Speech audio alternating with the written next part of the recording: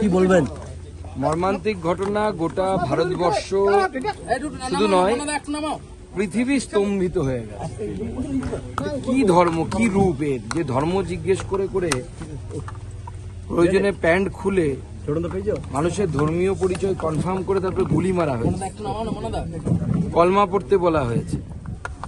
তো অদ্ভুত ধরনের নৃশংসতা আমরা দেখতে পাচ্ছি। আমার মনে হয় গোটা দেশে এ নিয়ে প্রতিবাদ হওয়া উচিত এবং আপনারা মাননীয় প্রধানমন্ত্রীকে চেনেন, আমরাও চিনি। প্রত্যেকটা রক্তবিন্দুর হিসেব।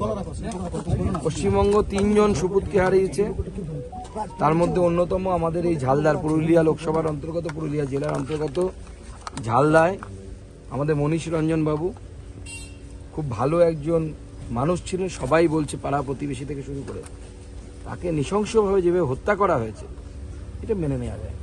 বলছি সুকান্তদা, আজকে ফিরহাদ হাকিম বেহালাতে যে মারা গেছে তার বাড়িতে গিয়ে বলছে যে 56 ইঞ্চি বডি কোথায় গেল, কি বলবেন এটা নিয়ে? দেখুন, এই বিষয়ে যারা রাজনীতি করেন তাদের আমি বলবো যে আজকে এই বিষয় নিয়ে রাজনীতি করা উচিত না।